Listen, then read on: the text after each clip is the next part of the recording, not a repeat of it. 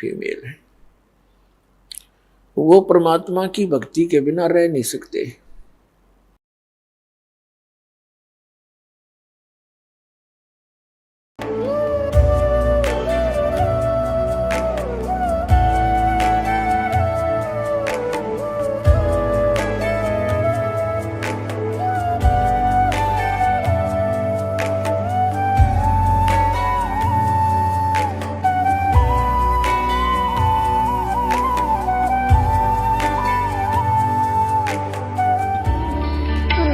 परमात्मा को पाने तथा उसका वास्तविक लाभ प्राप्त करने के लिए पवित्र बाइबल में प्रमाण है कि प्रभु ने मनुष्य को अपना ही स्वरूप बनाया।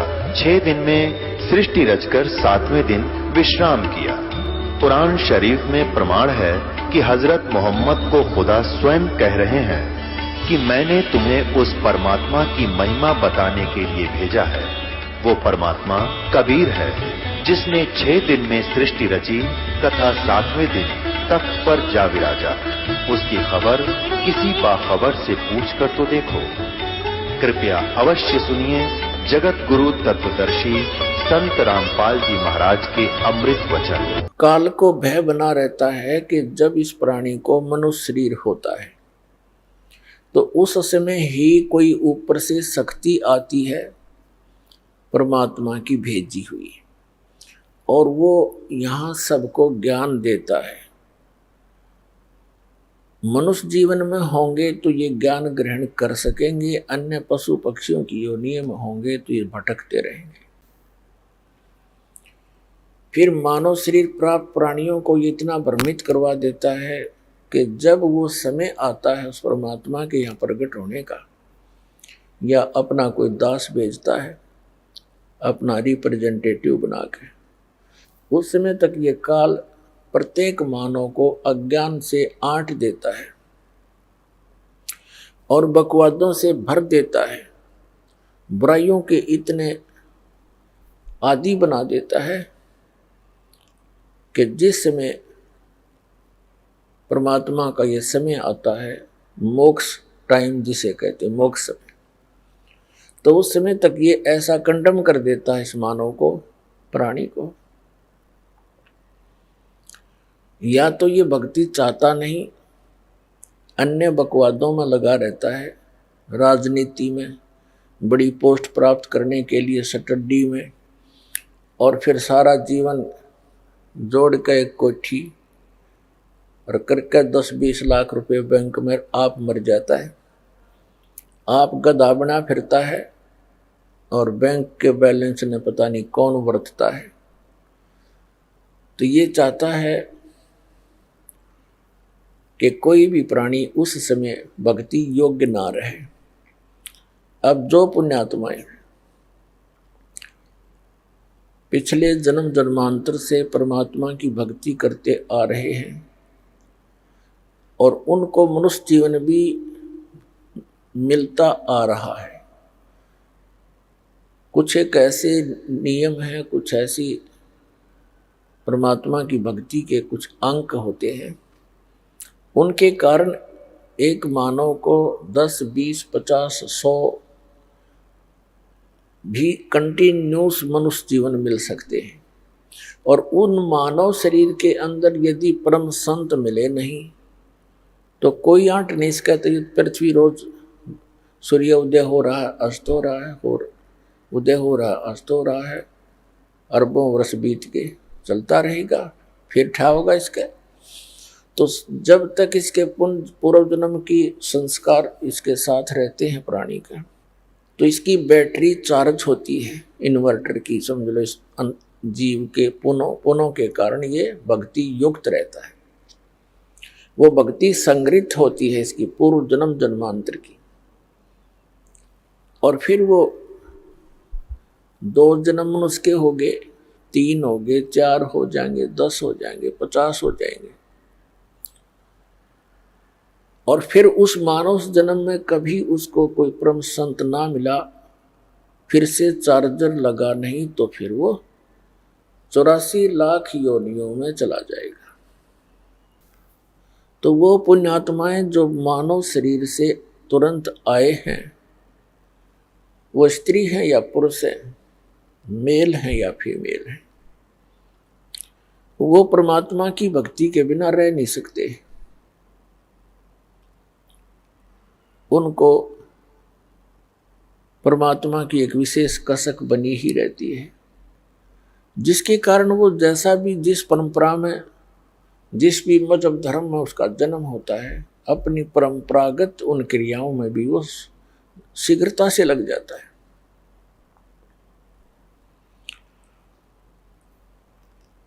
तो काल भगवान ने परमात्मा से कहा था, जब परमेश्वर प्रथम बार इस काल के लोक में आए थे, इसने परमात्मा के साथ, क्योंकि परमेश्वर कबीर जी अपने पुत्र का रूप बना कर आते हैं, कभी ज्ञानी का, कभी सहजदास का, कभी जोगजीत का, तो वो ये सोचता है कि ये मेरे भाइयों में से ही है, क्योंकि ये भी काल भी परमात्मा का ही पुत्र है। हम सभी उसी के बच्चे हैं, चाहे कोई चींटी है, हाथी है, शेर है, बगेरा है, गवेरा है, राजा है, रंक है, किसी भी मजहब धर्म में जन्मा है। लेकिन जो बच्चे निकम्मे हो जाते हैं वो तो निकम्मे ही होते हैं, अच्छे बच्चे वो अच्छे ही होते हैं, फिर भी होती संतान ही है। तो इस काल ने परमात्मा को अपना बड़ा भाई जानकर उसके साथ विरोध किया कि तू यहां कैसे आ गया जोगजीत। उसको ये भी डर रहता है कि हो सकता है कोई परमात्मा का संदेश लेकर आया हो, कोई आदेश हो। कहा तो आदेश है परमपिता का, पहले मुझे वो सुना और फिर तुझे तेरी पिटाई करूंगा मैं, क्योंकि मैंने तेरे से वहां प्रार्थना की थी कि मुझे इस लोक सतलोक से निकाल मत। तूने मेरी एक नहीं सुनी थी, मुझे वहां से निकाल दिया था। अब तू मेरे लोक में कैसे आ गया? अब मैं तुझे गढ़ूंगा। तब परमात्मा अपने पुत्र जोगजीत के रूप में खड़े थे। इससे कहा कि सुन ले आदेश परमपिता का, मैं क्या उद्देश्य लेकर आया हूं। मैं नीचे तेरे संसार में जाऊंगा और परमात्मा की जानकारी कराऊंगा। तूने परमात्मा का नामो निशान मिटा दिया, तू खुद भगवान बन बैठा नालायक, तने शर्म नहीं आती। इन भोली आत्माओं ने गलती की, तेरे ऊपर आसक्त होकर तेरे साथ आ गए, फिर ऐसी दुर्गति किया करते हैं। कोई गधा बना दिया, कोई गधी बना रखी, कोई कुत्ता, कोई सुअर, सुअरी गंद में लेट रहे हैं, क्या खा रहे हैं। मैं नीचे जाऊंगा, परमात्मा का आदेश है, और सबको बताऊंगा कि ये भगवान नहीं है जिसको तुम भगवान जानकर पूज रहे हो। ये काल है, ये तुम्हें खाता है, तेरी पोल पाड़ का आऊंगा। तब इसने सोचा ये तो मेरा नाश करने आ गया, मेरी खेती उजाड़ेगा। तो इस काल ने परमात्मा को जोगजीत समझ के उसके ऊपर ऐसे झपट्टे जैसे अभी मार डालेंगे। परमात्मा ने अपनी प्यारी आत्मा धर्मदास जी को ये ज्ञान देते हुए कहा कि धर्मदास जी, जिस समय उस काल ने मेरे ऊपर अटैक किया, आक्रमण किया, मैंने सतनाम का सिमरन कर दिया। पुण्यात्माओं, वो परमात्मा हमें भी सतर्क करना चाहते हैं कि जो प्यारी आत्मा परमात्मा की शरण में आ गए और उनके ऊपर कोई किसी प्रकार की कोई आपत्ति आती है, चाहे कोई दैविक है, चाहे कोई जंतर मंत्र किसी का है, चाहे कोई घाल भी घाल देता है, और आपने उपदेश प्राप्त है तो उसमें अपना श्वास का सिमरण शुरू कर दे। जिसको प्रथम मंत्र प्राप्त है तो प्रथम मंत्र का ही जाप शुरू कर दे, किसी और की आशा नहीं करे कि वो मेरी रक्षा करे। परमात्मा ने बताया कि धर्मदास, मैंने सतनाम का सिमरण कर दिया और काल ऐसे कंडम हो गया, ऐसा झटका लगा इसको जैसे पक्षी की पंख कट जाती हैं, पंख उनके कटने के बाद वो जमीन पर पड़ा पड़ा तड़प रहा होता है, वो ऐसा ही हो जाता है।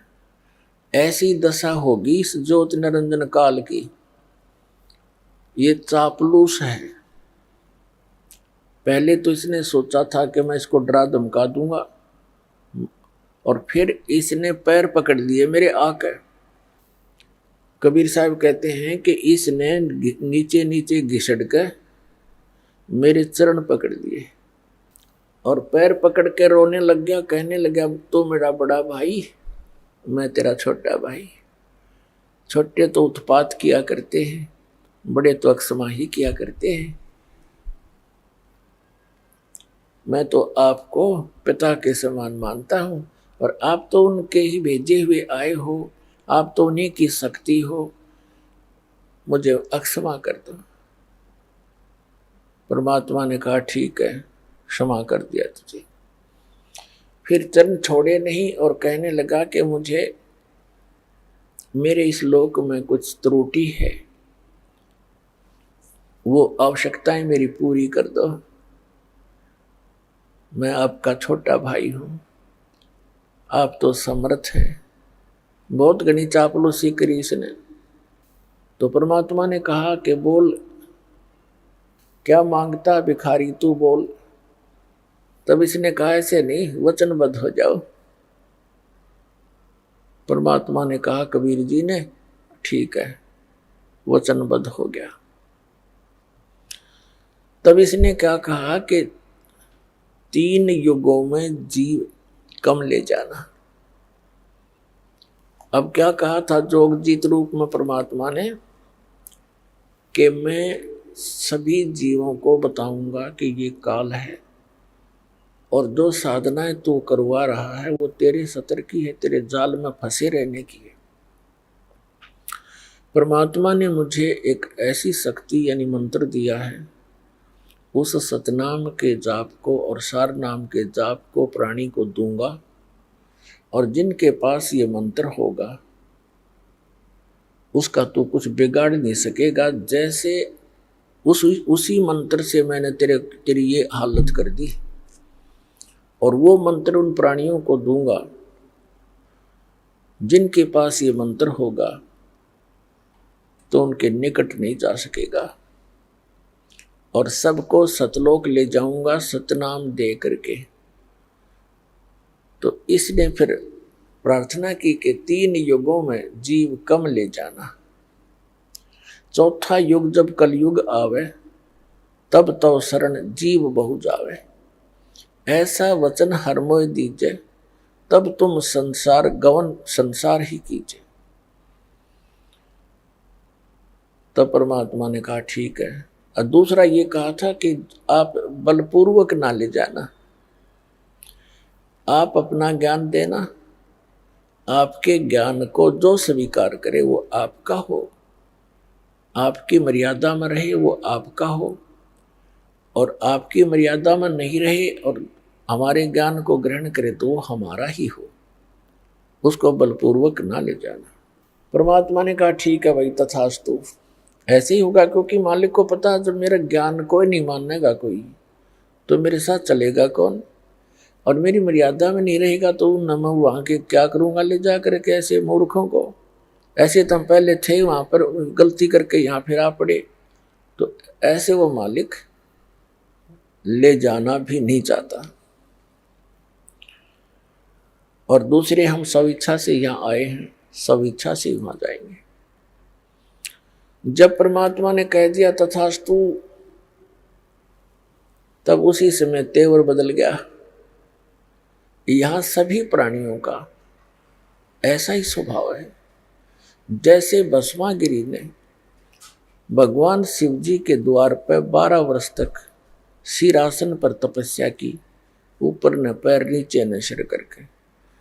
जब भगवान शिव ने पूछा कि क्या चाहते हो भक्त, वचनबद्ध करवा लिए और कहा ये भस्म कड़ा दे दो। जब भस्म कड़ा दे दिया भगवान शिव ने, अगले तेरी साथ बोले त्यार, वो एकदम त्यार बदल गया। नहीं जब करबद्ध खड़ा तो हाथ जोड़े था। तो यहाँ ऐसा ही स्वभाव प्रत्येक प्राणी का बन गया, क्योंकि यथा राजा तथा प्रजा हो ही जाती है। यहाँ का ये राजा है, हमारे अंदर ये मन इसी का अंश है, तो ये हमारी सबकी एक जैसी वृत्ति होगी। तो इसने कहा कि जाओ जोग जीत बेसिक संसारा, जीव न माने कहा तुम्हारा। जीव तुम्हारा कहा न माने, हमारी ओढ़ हो बाज बखाने। ऐसे रंग दूंगा इनको उल्टे ज्ञान ते, ऐसा परिपूर्ण कर दूंगा, ठोक दूंगा, भर दूंगा इनको। जब तुम जाओगे चौथे युग में, कलयुग में, तो उस समय तक तो ये भक्ति योग्य छोड़ूंगा कौन ही इनको। या तो नास्तिक बना दूंगा या विकारी बना दूंगा, फिर अन्य पूजाओं पर लगा दूंगा अपने दूत भेज गए।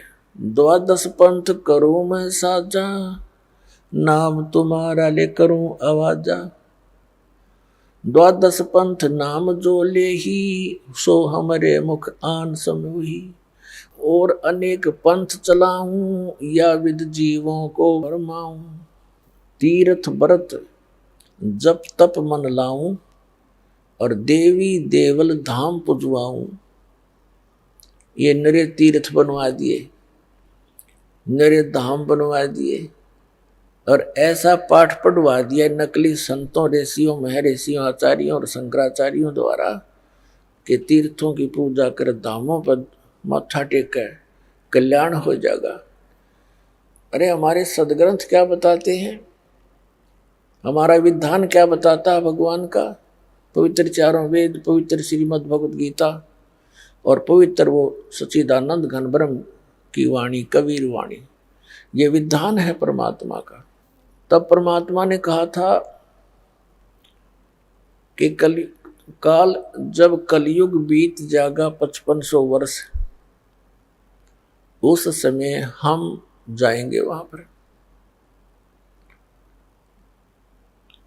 और तेरे सभी पंथों को मिटा करके एक बना दूंगा। मेरे बच्चों को जो तूने डिवाइड करवा दिया होगा उस समय, क्योंकि सतयुग त्रेता द्वापर तक अन्य कोई धर्म मजहब नहीं था। इब कलयुग के ये ज्यादा से ज्यादा 2-2,500 वर्ष, अब जो आज से 2-2,500 वर्ष से पहले, उसके बाद ही हम विभाजित हो गए। लगभग 2520 वर्ष पूर्व हिंदू धर्म के प्रवर्तक आदि शंकराचार्य का जन्म हुआ और 32 वर्ष वो रहा संसार में, फिर उसकी मृत्यु होगी।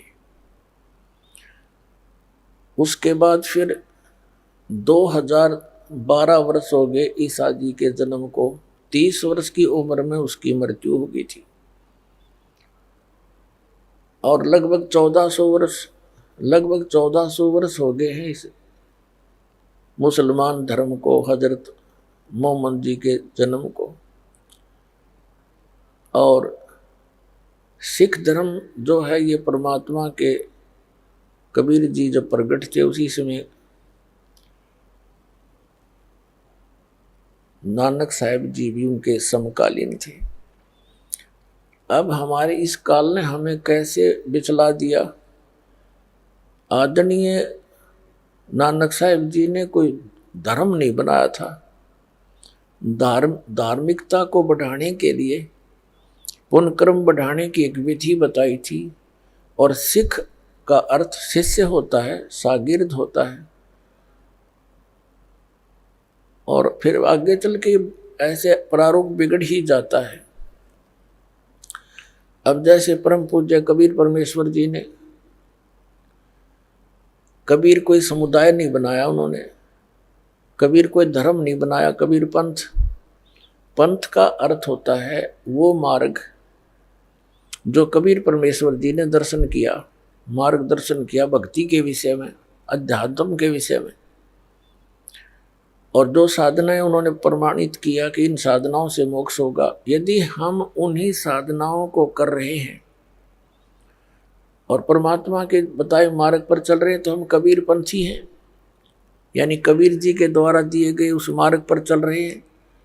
और यदि हम उस मार्ग पर नहीं चल रहे हैं, वही साधना नहीं कर रहे हैं, उसी तरह हम अपनी क्रियाएं नहीं कर रहे हैं, तो हम बेसिक कबीर पंथी कहलाते हैं। हमारा पंथ कबीर जी वाला नहीं है, हम विपरीत मार्ग पर चल रहे हैं, कह रहे हैं कबीर पंथी। तो कहने का भाव यह है कि काल ने अभी करना था ये सारा काम, इसने कलम तोड़ रखी है। उसके बाद ये बना दिए कि इतने संत, ओहो, ये श्री शिवदयाल जी राधा स्वामी पंथ का प्रवर्तक। अब इनके बाद देखो एकदम कैसा तूफान आ गया, ना जाने कितनी ब्रांच होगी इसकी, 100-150 वर्ष के अंदर, और लगभग आधे भारतवर्ष को इन्होंने मिसगाइड कर दिया, जिसमें अधिकतर इफेक्ट किया है इसने हिंदू धर्म और सिख धर्म के ऊपर। ये नास्तिक बनाने जा रहे हैं प्राणियों को, ये कोई क्रिया नहीं बताते। आंख मीच कर बैठ जाओ 2.5 घंटे सुबह, 2.5 घंटे शाम, और नाम 5 काल के, और कुछ नहीं करना, ना कोई जोत लगानी, ना कोई धर्म भंडारा, ये खीर तक भी नहीं बांटते, सत्संग करते हैं, पानी की व्यवस्था करते हैं। इन्हें तो भट्ठा बैठा दिया मनुष्य मानव जीवन का। हमारे घरों में ज्योति जला करती थी पहले देसी घी की, प्रत्येक के घर में, विशेषकर हमने क्योंकि दास का जन्म पवित्र हिंदू धर्म में हुआ, तो प्रत्येक घर में ज्योति शाम के समय तो वैसे जलाया करते थे, चाहे जलावे 2 सेकंड के लिए, वो लात इसलिए करते थे छोटी, जल्दी हो जाती, समाप्त हो। लेकिन कुछ न कुछ क्रिया धार्मिकता का यथार्थ मार्ग था, वो भी न भट्ठा बैठवा दिया, बंद करवा दिए।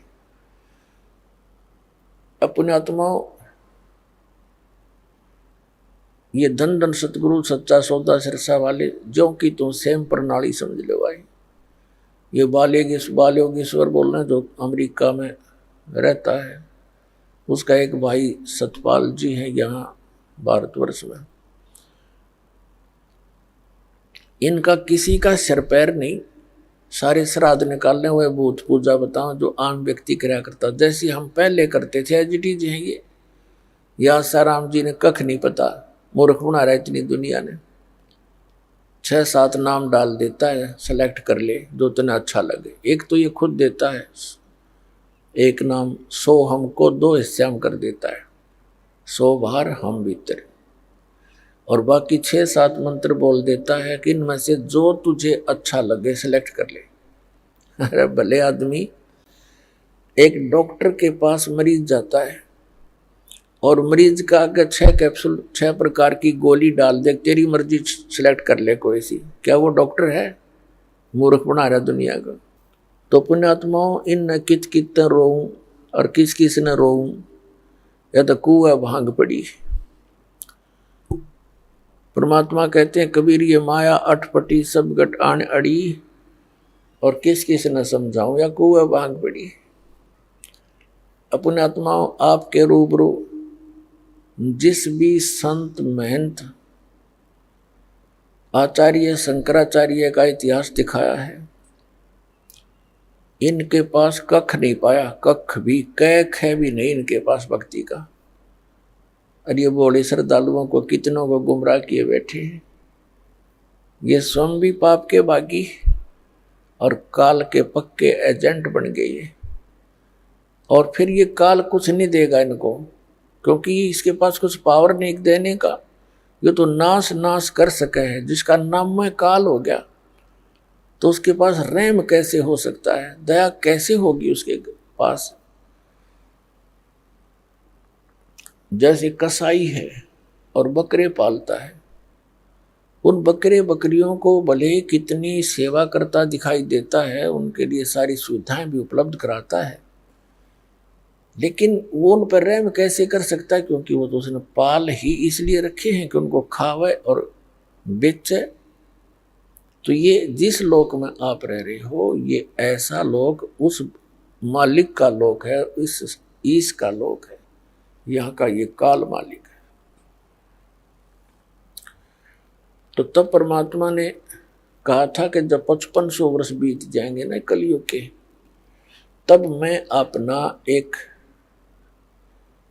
अब परमात्मा इसने साची थोड़ी बतावा थी, इस नालायक तई पहले कहा कि मैं स्वयं आऊंगा, और फिर कहा कि मैं अपना एक महापुरुष भेजूंगा और उसके पास शब्द शक्ति दे दूंगा, तो उसके निकट नहीं आ सकेगा।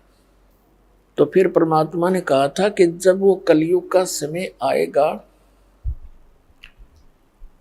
उस समय तक तू कर ले जो तूने करना है। तो तब इसने कहा था कि जब तुम्हारा वो 5500 वर्ष कर कलयुग का आएगा, उससे पहले तो इनको ऐसा कंडम कर दूंगा, या तो भक्ति करना ही भूल जाएंगे। क्यों नास्तिक बनवाना चाहता सबको ये? जैसे महात्मा बुद्ध था, अच्छी आत्मा थी, भगवान का बच्चा था, काल के हाथ चढ़ गया, क्योंकि पिछले पुण्यकर्मी प्राणी ही ये संत पद को प्राप्त करते हैं। इनकी बोलने की शैली न्यारी होती है पिछले संस्कारवश, और वो दुरुपयोग करता है यो काल इनका। तो उनके बोलने की शैली अच्छी थी, कसक थी उनकी आवाज में, लाखों लोग अनुयायी हो गए। पूरा चीन महात्मा बुद्ध का अनुयायी बन गया, और महात्मा बुद्ध के द्वारा बताए गए भक्ति विधि से उनको कोई अध्यात्म लाभ नहीं हुआ। औपचारिक बातें तो आम आदमी भी जानता है, जब तक भगवान का साथ उसके नहीं होगा उसको, तो वो किसी चीज का भी पालन नहीं कर पाएगा, कुछ दिनों में सब भूल जाएगा। और परमात्मा साथ रहेगा तो उसको अभाव किसी वस्तु का होने ही नहीं देगा, जिससे वो गिरावट में आवेगा नहीं। तो यही हुआ कि भगवान से मिलने वाली राह बंद होगी। और जब महात्मा बुद्ध आए थे, उस समय सभी प्राणी अच्छी पुण्यात्मा होते थे। वो उनको संसारिक सुख उनके पूर्व जन्म के ही संस्कारों से मिलते रहते थे, और वो ये सोचते रहे कि महात्मा बुद्ध ने जो हमें क्रिया बताई है, इससे हम फलीभूत हो रहे हैं, जिस कारण से आगे चल के उनकी संतान इतनी पुण्ययुक्त नहीं। क्योंकि कलयुग में ऐसे ही घटती आ रही है सतर हमारे पुण्यों का। तो फिर उनको कुछ भी लाभ नहीं हुआ, तो उन्होंने त्याग दिया भक्ति को, और विधान बना दिया कि कोई भगवान नहीं है, ये सृष्टि अपने आप बनती और बिगड़ती रहती है। और काल यही चाहता है कि ये नास्तिक हो जाए, बिल्कुल भगवान की रुचि ना रहे, इस खासकर इस कलयुग में। पहले जिसने चिंता थी नहीं। तो पुण्यात्माओं, ये जितने भी राधा स्वामी पंथ, जय गुरुदेव पंथ, सतपाल और बालोगेश्वर का पंथ, और ये आसाराम, और ये जितने भी सुधांशु जी का पंथ, ये कृपालु कृपुल, और ये सारे काल के एजेंट हैं। इनके द्वारा बताए गए भक्ति मार्ग से किसी को भी लाभ नहीं हो सकता। और कुछ दिनों में ये पूरा मानव ये नास्तिक हो जाना था, ये सत्कर मान लेना। अब जैसे राधा स्वामी पंथ के प्राणी जो 30-30 वर्ष, 20-20 वर्ष, 10-10 वर्ष वहाँ साधना किया करते थे, और वहाँ उनको सुख होते थे, और बताते थे, जो गुणगान करते थे, गुरुजी आज हमें ये लाभ हो गया, गुरुजी आज हमें ये लाभ हो गया, और ईवन की बिरानमटी होगी। इसी जैसे सुख इन राधा स्वामी धन धन सतगुरु सच्चा सौदा सिर साड़े आशा राम राणा नो है, ऐसा तो हम साला सर जाया करते, जब भी हुआ करता था। उस हनुमान की पूजा, पत्थर की मूर्ति पूजा करने जाते, तभी हमें महसूस होता था कि हमें ये सुख हो गया, हमें ये सुख हो गया। वो होता था हमारे पूर्व जन्म के पुण्यों से, और हम सोच रहे थे बाबा हनुमान जी ने दे दिया। बाबा हनुमान जी बता, अब वो तो आप भगत थे, एक भगत दूसरे भगत को क्या दे सकता है? और वो कभी नहीं कहा करते मेरी भक्ति करो, वो तो खुद भगवान की भक्ति करते थे, औरों को सलाह देते थे भक्ति करो भगवान की। तो इन अनाड़ी अज्ञानी काल के एजेंटों ने हमें ये सब हमको उल्टे मार्ग पर लगा दिया। तो ऐसे ही ये प्राणी भ्रमित होकर जैसा भी पुण्यात्मा को जैसा कोई गुरु मिलता है, उस गुरु जी के बताए अनुसार वो तन मन धन से समर्पित हो जाता है। इसी प्रकार एक धर्मदास नाम के एक बहुत पुण्यात्मा थे। मध्य प्रदेश के अंदर एक बांधवगढ़ नाम का एक शहर था और वहां उस पुण्यात्मा का जन्म हुआ था। बहुत बड़े धनी व्यक्ति थे। धनी व्यक्ति, इतना धन था उनके कि श्री धर्मदास जी के पूर्वज इतने धनवान थे कि कभी कोई प्राकृतिक आपदा आ जाती थी और वहां का नवाब भी धर्मदास जी के पूर्वजों से वित्तीय सहायता लिया करता था। इतने धनी व्यक्ति होते हुए और फिर भगवान की चाह, तो पुण्यात्मा वो कितनी पुण्यकर्मी प्राणी होगा, कोई एस्टिमेट नहीं लगाया जा सकता उसका। अब फिर उसको एक काल का दूत मिला हुआ था, श्री रूपदास जी, जो श्री राम, श्री कृष्ण, शंकर भगवान और विष्णु जी का मार्गदर्शन करता था, विष्णु जी का उपासक था, वैष्णव साधु था। अब उस भोली आत्मा को जैसा भी उस गुरुदेव ने पाठ पढ़ाया, अब शिष्य तो एक कोरा कागज होता है और गुरु संत को वो गुरु मानकर उसके पास जाता है। जो भी ज्ञान वो को देता है उस कोरे कागज पर अंकित होता चला जाता है। इसी प्रकार धर्मदास जी अपने गुरु रूपदास जी के द्वारा बताए गए उस भक्ति मार्ग पर तन मन धन से समर्पित था। उनके गुरुदेव ने कौन सी पूजाएं बता रखी थी कि हरे राम हरे कृष्ण, राम राम कृष्ण कृष्ण हरे हरे, ओम भगवते वासुदेव नमः, ओम नमः शिवाय, ओम नमो भागवते वासुदेव। और साथ में अन्य क्रियाएं बता रखी थी, जैसे शालग्राम यानी विष्णु जी की मूर्ति की पूजा, गीता जी का नित्य पाठ, कुछ अंश का, और एकादशी का व्रत, श्राद्ध निकालना, पितृ पूजाएं, तीर्थों का भ्रमण, तीर्थों में स्नान करने से कल्याण होगा। जैसा भी शंकराचार्य ने, आदि शंकराचार्य ने ये उल्टा पाठ पढ़ाया था, वही हिंदू धर्म के अंदर ये सभी धर्मगुरु उसी ज्ञान को आगे फैलाया है। आदि शंकराचार्य एक बहुत पुण्यकर्मी प्राणी थे।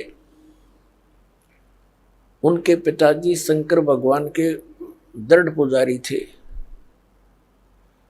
और शंकर जी की कृपा से ही वो अपने पुत्र की उत्पत्ति मानते थे। 8 वर्ष की आयु में आदि शंकराचार्य जी परमात्मा के लिए संत की खोज में चल पड़े।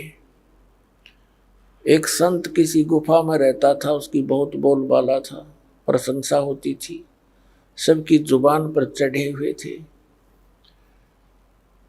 और वो महीने में, 2 महीने में, 15 दिन में गुफा से निकला करता था। उसकी महिमा और प्रशंसा सुनकर वो बालक शंकराचार्य वहां पहुंच गया 15-20 दिन वहीं बैठा रहा, टस से मस नहीं हुआ। जब वो बाहर आया, उसे अपने कल्याण के लिए मार्ग जानना चाहा। उसने क्या पाठ पढ़ा दिया कि जीव ही ब्रह्म है, तू खुद ही भगवान है, तू भूल गया अपने आप को, अपने आप में लौट जा। ये शरीर तू नहीं है, ये मन तू नहीं है, हाड़ चाम का पुतला तू नहीं है, तू तो निर्लेप आत्मा है, बस तू खुद भगवान है। अब उस कोरे कागज पर जो लिख दिया उसने फाइनल मान लिया और इसी ज्ञान को आगे संसार में फैलाने लगा, बढ़ाने लगा। तो उस समय भी हमारे पूर्वज इतने बुद्धिमान थे, उन्होंने उनसे कहा कि स्वामी जी, आप कह रहे हो कि जीव ही भगवान है, जीव ही ब्रह्म है, फिर ठीक है, आप अपना काम करो, हम अपना कर रहे हैं, आप भी भगवान और हम भी भगवान, फिर और करना क्या रह गया, फिर क्या करें बताओ। आप कह रहे हो जीव भगवान है और यही ज्ञान देते फिर रहे हो, ठीक है, हमने पता लग गया, तू भी भगवान हम भी भगवान, चल अपना काम कर। अब उसने सोचा भाई ये ऐसे तो ये पंथ बढ़ेगा नहीं, यह तो बहुत बात बिगड़ी, बात भी सच्ची है। जब भगवान ने हैं हम सारे, तो फिर क्रिया क्या रहेगी, फिर और साधना क्या करेंगे भी। तो उसने भी फिर शर्मिंदा होकर और कोई चारा ना देखकर, क्योंकि पिछले संस्कार उसमें भरे हुए थे श्री राम और श्री कृष्ण के, तो उसने कहना शुरू कर दिया कि श्री राम, श्री कृष्ण और शंकर भगवान और विष्णु जी की पूजा करा करो। और तीर्थों पर, मंदिरों में ये उसी के दोबारा उसी का पनपाया हुआ ये ज्ञान है। इस कारण से उसी परंपरा से आगे चलकर रूपदास नाम के एक संत थे, आदरणीय धर्मदास साहिब जी अपने पूज्य गुरुदेव रूपदास जी के द्वारा बताए गए मार्ग के अनुसार 68 तीर्थों पर घूम रहा था। जब वो वृंदावन के अंदर यानी मथुरा के अंदर पहुंचा, अब मथुरा की महिमा ये कैसे सुनाते हैं हमारे धर्मगुरु कि वहाँ भगवान श्री कृष्ण ने लीला की थी, क्रीड़ा की थी, भगवान कृष्ण वहाँ पर घूमा फिरा करते थे, उसके चरण टिके हुए हैं और उस तालाब में स्नान किया करते थे। गोवर्धन पर्वत को भगवान श्री कृष्ण ने उठा लिया था, वहां जाने से कल्याण हो जाएगा। अरे भले आदमियों, भगवान श्री कृष्ण जी ने, अब आगे बताएंगे, तो परमात्मा उनसे मिले। धर्मदास जी जैसा भी क्रिया बता रखी थी, मथुरा के तालाब में स्नान किया जिसको वो तीर्थ मानते हैं, और उसी में से एक लोटा जल का भर लाया। पहले तो कुछ स्थान गोबर, गाय के गोबर से और मिट्टी मिला करके लीपा, और फिर उसके ऊपर एक बढ़िया कपड़ा बिछा के पहले तो भगवान विष्णु की मूर्ति को स्नान कराया, एक थाली में रख के उसको फिर सारे कपड़े पहनाए, तलक तुलक लगाया, मुकुट रख दिया और उसको धूप दीप दे के लगा गीता जी का पाठ नित नियम करता था। वो भगवान परमात्मा, वो सतपुरुष, वो हमारे पिता हमारे लिए भटक रहे हैं।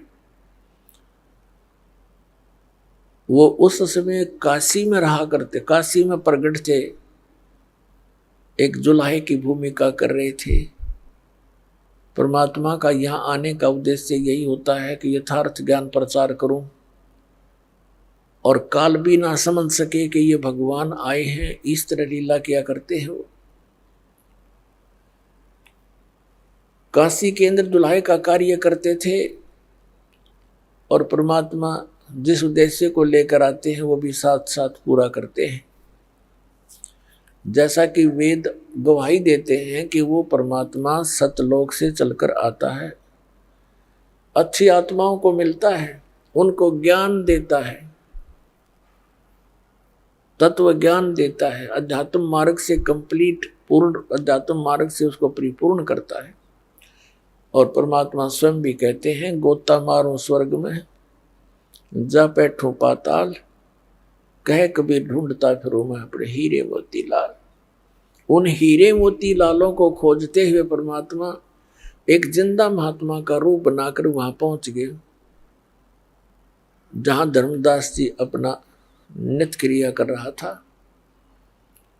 थोड़ी सी दूरी पर बैठ के जिंदा महात्मा होते हैं मुसलमानों में, काला सा ओवरकोट पहनते हैं घुटनों से नीचे ताई का, पिंडलियों तक का एक ही, और एक अंडरवियर कच्छा पहनते हैं घुटनों तक का, एक ऊपर टोप काले से रंग का ऐसा ऊंचा ऊंचा सा टोप कपड़े का बनाकर पहनते हैं। ऐसी वेशभूषा वाले को जिंदा महात्मा कहते हैं। ये विशेषकर मुसलमानों में होते हैं। परमात्मा थोड़ी दूरी पर बैठ गया, क्योंकि हिंदू मुसलमानों से इसलिए नफरत करते रहे हैं कि ये मांस खाते हैं। तो परमात्मा ने सोचा कहीं ये बिदक ना जावे, मेरी वेशभूषा को देखकर थोड़ा दूर बैठ गए। अपने आत्माओं, देख हमारे साथ कैसा जुल्म कर रखा है इस काल ने। हमारे पिता ने हमारे निकट आते हुए डर लग रहा है, कहीं मेरा बच्चा और दूना ना गर्क हो जाए। जैसे बच्चा डूबने जा रहा हो और को निकालने के लिए कोशिश करता है, तो उसने ये भी ध्यान रखना पड़ता है कि आगे और ना चला जाए ये बालक, गहरे पानी में डूब ना जा। तो इसलिए परमात्मा दूर बैठ के और वो नित्य नियम करते हुए गीता जी का पाठ कर रहा था, और परमात्मा ऐसे गर्दन हिला रहे थे जैसे मानो धर्मदास जी के द्वारा पढ़े जा रहे उस गीता के ज्ञान से बड़े प्रभावित हैं और बहुत अच्छा लग रहा हो। धर्मदास जी ने देखा कि ये मुसलमान होकर के हमारी गीता के ऊपर कितना आसक्त है। उस दिन थोड़ा सा और ऊंचे स्वर में बोलना शुरू कर दिया, और गीता अध्याय जिसको पढ़ रहा था उसका अनुवाद भी साथ बोलना शुरू कर दिया। जब उसने अपनी सब क्रियाएं कर ली, तब परमात्मा थोड़ी से निकट आकर बैठ गए 10 से 1 फुट की दूरी पर, और कहा, महाराज जी, हे महात्मा जी, मैं परमात्मा के लिए भटक रहा हूं और मुझे कोई मार्गदर्शन करने वाला नहीं मिल रहा है। परमात्मा की तरफ मुझे बहुत है, मेरा कोई मार्गदर्शन करो, मुझे यथार्थ ज्ञान बताएं। तब धर्मदास जी को और अच्छी खुशी हुई कि भी बड़ी अच्छी बात है, एक मुसलमान हमारे इस धर्म से प्रभावित हुआ, हमारे ज्ञान से। तो उसने कहा कि आजा, बैठ जा, बता देता हूं। देखो, ऐसे ऐसे लगा बताने कि 68 तीर्थ करने चाहिए, श्रीमद् भगवद गीता का नित्य पाठ करना चाहिए, और ऐसे ऐसे राम कृष्ण की भक्ति करने से मोक्ष होता है, शंकर भगवान की भक्ति करनी चाहिए। तब परमात्मा ने कहा कि मेरे कुछ प्रश्नों का उत्तर दीजिए महात्मा जी, ताकि मेरा शंका का समाधान हो सके। धर्मदास जी, क्योंकि वैष्णव साधुओं जैसी वेशभूषा बना रखी थी उसने, 60-65 साल की, 60 से भी ज्यादा उम्र होगी थी उनकी, 70 के आसपास, और उस समय उसने अपने वेशभूषा एक वैष्णव साधुओं संतों जैसी बना रखी थी। गले में एक कंठी, एक तुलसी की माला, मणिया होता है मन का बस, और लंबा सा तिलक यहाँ से लेकर यहाँ तक पूरे नाक पर लगाते हैं, माला डाल रखी अन्य मालाएं। तो इस वेशभूषा वाले को वैष्णव संत कहते हैं। तब परमात्मा ने कहा कि महात्मा जी, मेरी कुछ शंकाओं का समाधान कीजिए, मुझे ये बताइए कि ब्रह्मा विष्णु महेश जी के माता पिता कौन है। अब धर्मदास जी जो पाठ पढ़ रखा था वही लगा सुनाने, ये तो अजर व अमर हैं, इनका कोई माता पिता नहीं है, सर्वेश्वर हैं, श्री कृष्ण विष्णु ये एक ही है। तो परमात्मा ने कहा कि श्रीमद् भगवद गीता का ज्ञान बोला किसने महात्मा जी? पर मैं धर्मदास जी ने कहा कि श्री कृष्ण भगवान ने बोला। श्री कृष्ण भगवान विष्णु जी के अवतार हैं। रजगुण ब्रह्मा जी हैं, सदगुण विष्णु, तमगुण शिव जी। ये तीनों ही भगवान अजर अमर हैं। यही स्थिति, उत्पत्ति और संहार यही करते हैं। तब परमात्मा ने कहा कि अभी आप जो गीता पढ़ रहे थे, गीता जी अध्याय नंबर 4 के श्लोक नंबर आपने 5 में पढ़ा, 9 में पढ़ा। परमात्मा वैसे उस समय उनके साथ हो, ये दास बता रहा आपको ताकि आप बुद्धिमान हैं, ताकि इन श्लोक और मंत्रों को आप सुनकर देख सकते हैं, सच्चाई से परिचित हो सकते हैं। उस समय तो परमात्मा ने यही कहा था, आप जी ने अभी जो पढ़ा था सब्जेक्ट, जो अध्याय पढ़ा था, उसमें आप कह रहे थे कि गीता ज्ञानदाता कहता है, अर्जुन तेरे और मेरे बहुत जन्म हो चुके हैं, तू नहीं जानता मैं जानता हूं। और फिर 18वें अध्याय के 62वें श्लोक में परमात्मा ने उनको हर तरह से कंडम करना चाहा, क्योंकि काल के प्रत्येक दाव को जब तक नहीं काटा जाएगा तब तक प्राणी परमात्मा को पहचान नहीं सकता। तब परमात्मा ने कहा कि मैंने एक जगह मैं सुन रहा था गीता का पाठ, एक ब्राह्मण सुना रहा था। वो कह रहा था 18वें अध्याय के अंदर 62वें श्लोक में कि अर्जुन तू सर्वभाव से उस परमेश्वर की शरण में जा, उसकी कृपा से तू परम शांति को, सनातन परम धाम को प्राप्त होगा। आइए अब हम उन श्रद्धालुओं के अनुभव जानते हैं जो जगत गुरु तत्वदर्शी संत रामपाल जी महाराज जी से दीक्षा प्राप्त कर चुके हैं तथा उनके द्वारा बताए गए भक्ति मार्ग पर चल रहे हैं। जी नमस्कार। नमस्कार सर जी। क्या नाम है आपका? सर दिलीप कुमार हरसुले। दिलीप कुमार जी, कहाँ से आए आप? सर मैं ग्राम शिमला पोस्ट साइकड़ा, तहसील मुल्ताई, डिस्ट्रिक्ट बैतूल, एमपी से हूँ सर जी। संत रामपाल जी महाराज से नाम दीक्षा लेने से पहले आप क्या भक्ति साधना करते थे? सर संत रामपाल जी महाराज से नाम दीक्षा लेने से पहले मैं राम भगवान, कृष्ण जी, दुर्गा जी और अन्य तीर्थ स्थल पर भी जाता था। लेकिन सबसे ज़्यादा जो मेरी आस्था थी वो मुस्लिम धर्म में एक नागपुर के पास में 60 किलोमीटर दूरी पर एक ताजमेंदी नाम से एक दरगाह है। तो वहाँ पर मेरी आस्था ज़्यादा इसलिए थी क्योंकि वहाँ पे आरती जब होती थी तो उसमें ओम नाम से मतलब आरती स्टार्ट होती थी। तो मुझे वहाँ पे आस्था इसलिए बन गई कि हमारे हिंदू धर्म मतलब होते हुए भी ये ओम शब्द का प्रयोग करते मुसलमान जी। तो मुझे वहाँ पर मेरी आस्था दृढ़ हो गई थी और मैं वहाँ पर ही भक्ति करता था। सर जैसा कि आपने बताया कि आप हिंदू धर्म के अनुसार भी साधना करते थे और इसके साथ साथ आप मुस्लिम धर्म से भी प्रभावित थे, उनको भी आप फॉलो करते थे। तो हम आपसे ये जानना चाहते हैं कि जब आप इतनी सारी साधनाओं को करते आ रहे थे तो फिर आपको संत रामपाल जी महाराज से नाम दीक्षा लेने की क्या ज़रूरत आन पड़ी? सर एक्चुअली ऐसा हुआ कि संत रामपाल जी महाराज की शरण में मैं ऐसा आया कि मेरी जो मैरिज हुई थी तो मैरिज होने के 4-5 महीने बाद मेरी पत्नी को मतलब इतनी प्रेत बाधाएँ थी, बहुत ज़्यादा प्रेत बाधाएँ थी। उनको ऐसा लग रहा था कि पेट में दर्द होना और कोई गला दबा रहा है, रात रात भर सोती नहीं थी, मतलब बहुत परेशान थी हो चुकी थी। तो मैंने झाड़ा वगैरह करवाया, बहुत सारा झाड़ा वगैरह करवाया और दरगाहों पे ले गया। तो एक पीतमपुर में एक दरगाह था, तो उस दरगाह पे जब मैं लेकर गया तो वहाँ पर वो एक पुजारन थी। तो उस पुजारन के पास हमने परेशानी बताई, उस पुजारन ने एक तावीज़ बना कर दे दिया। तावीज़ बना कर दे दिया उसने और बोला ठीक हो जाएगा, झाड़ा मार दिया उन्होंने। झाड़ा मारने के बाद हम घर आ गए तो 2-4 दिन तक तो ठीक रही वो। 2-4 दिन के बाद में फिर वापस वही प्रॉब्लम चालू हो गई। फिर हम उसके पास गए तो फिर उन्होंने तावीज़ बदल कर दे दिया। फिर हम वापस घर आ गए, 2-4 दिन तक ठीक रहे, फिर वापस वही प्रॉब्लम। मैंने बोला फिर एक बार चलते, थोड़ा आराम मिल जाता है, इसलिए हम चले गए। वापस गए तो उन्होंने बोला कि आपको चादर चढ़ानी पड़ेगी, चादर चढ़ाने के बाद में 7 रंग की मिठाई देनी पड़ेगी, कुछ खर्चा करना पड़ेगा। मतलब परेशान तो थे ही, मतलब ठीक है कर देंगे। करने के बाद में सर 15 दिन तक तो मतलब और अच्छा रहा। 15 दिन के बाद में भगत जी सर जी की मतलब वापस वही परेशानी चालू। तो मैंने बोला एक काम करना चाहिए। मेरे ध्यान में आया कि मैं नागपुर के पास में वो दरगाह था, मैंने बोला वहाँ पर मेरी बहुत ज़्यादा आस्था है तो मैं वहीं पर लेकर जाऊँगा आपको।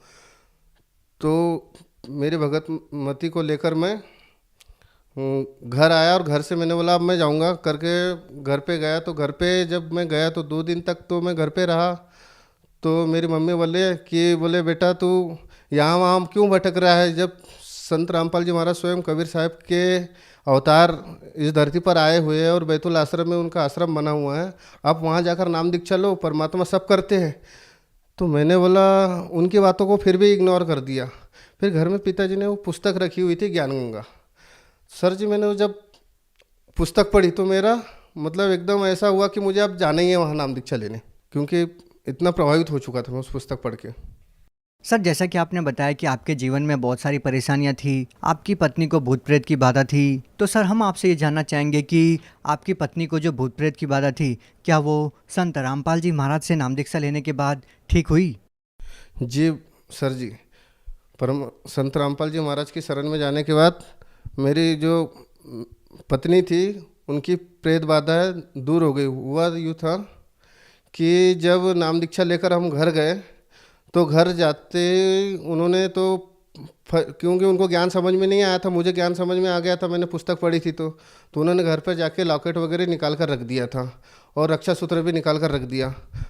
तो मैंने उनसे पूछा, मैंने बोला रक्षा सूत्र और लॉकेट कहाँ है आपका? तो उन्होंने बोला मुझे तो नहीं करनी भक्ति, मुझे ज्ञान समझ में नहीं आया, अभी तो मैं बाद में करूँगी भक्ति करके। मैंने बोला ठीक है जैसी आपकी इच्छा।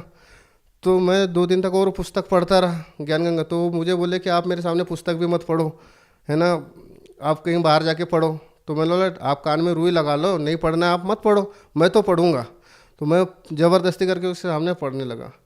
तो सर जब मैं पुस्तक पढ़ा उसके बाद में 2 दिन तक मैंने जो आरती करी थी, तो शाम के समय तीसरे दिन की बात है सर जी, जब मैं आरती कर रहा था, आरती ख़त्म होने के लिए 2 मिनट बाकी थे और मेरी जो पत्नी थी वो रोटी बना रही थी और रोटी बनाकर जैसे ही ख़त्म हुई वैसे वो 2 मिनट आरती में आ गई। तो मुझे बड़ी खुशी हुई कि देखो गुरुजी ने, फिर मैंने बोला आखिर ले लिया इनको शरण में।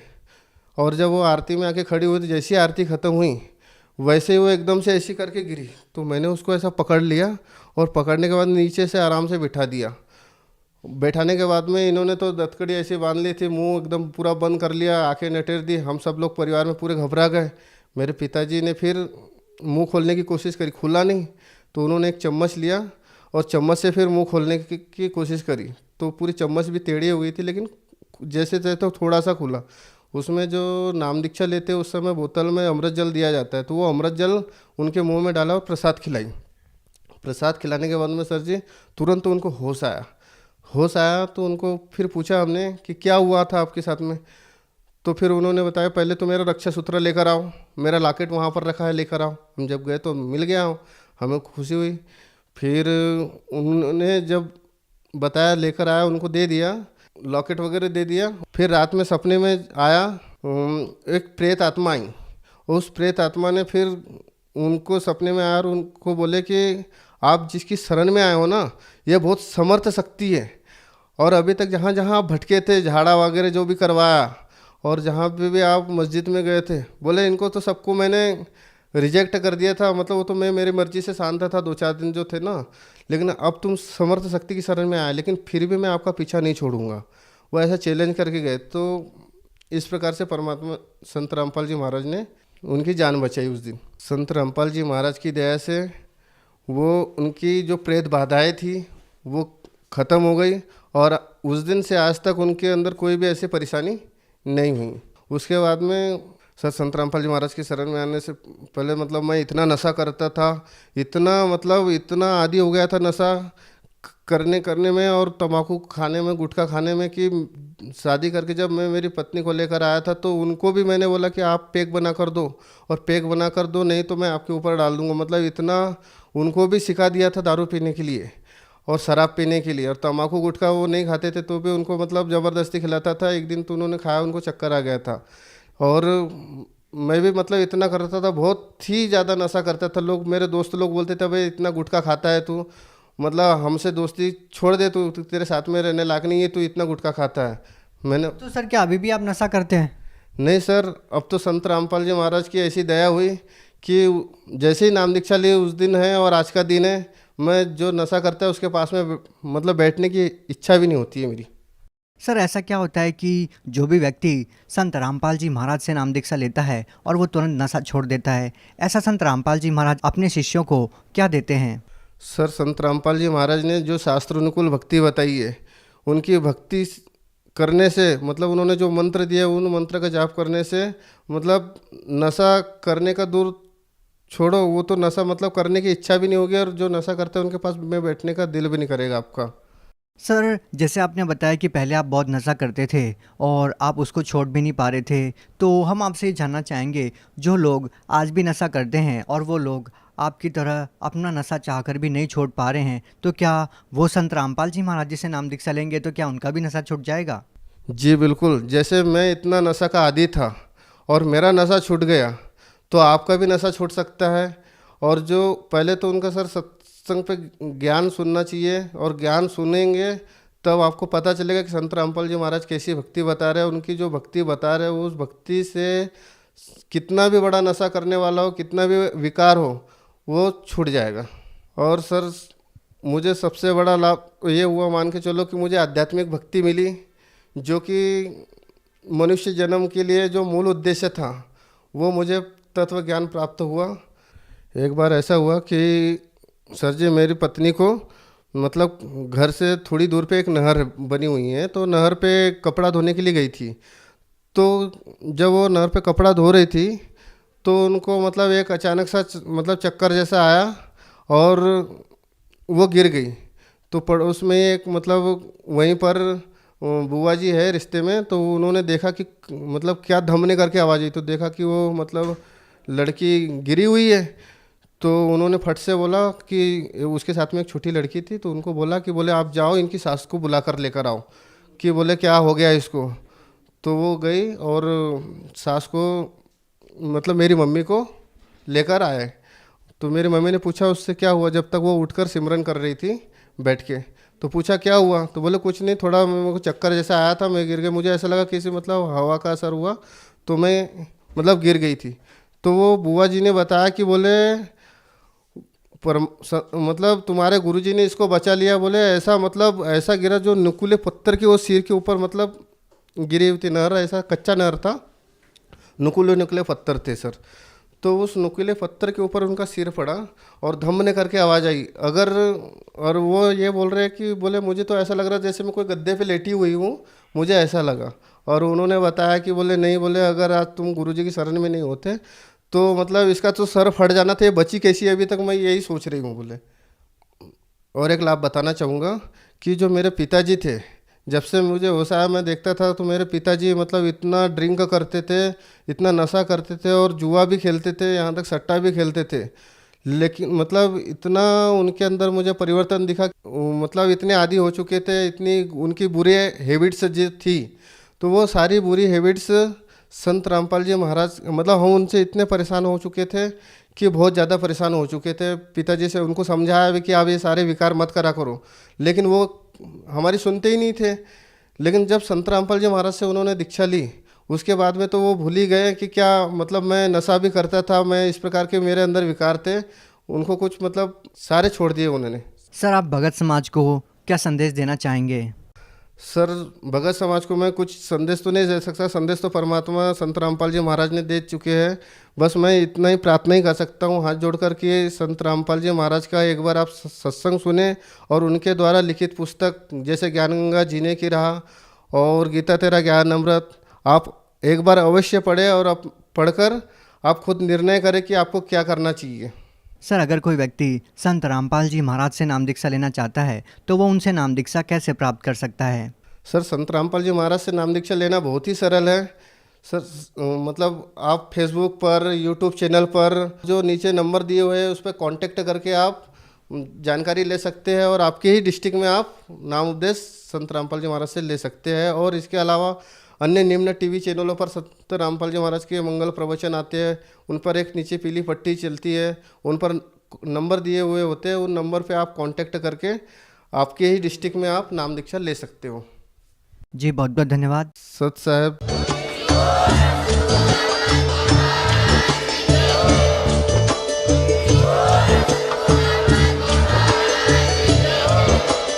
आप सुन सुन रहे थे जगत गुरु तत्वदर्शी संत रामपाल जी महाराज जी के मंगल प्रवचन। अधिक जानकारी के लिए विजिट कीजिए हमारी वेबसाइट www.jagatgururampalji.org। संत रामपाल जी महाराज जी के शुभ आशीर्वाद से पूरे विश्व भर में 500 से भी ज्यादा नाम दीक्षा केंद्र हैं, जिन पर संत रामपाल जी महाराज जी द्वारा ऑनलाइन निशुल्क नाम दीक्षा दी जा रही है। अपने नजदीकी नाम दीक्षा केंद्र का पता करने के लिए संपर्क करें 8222880541।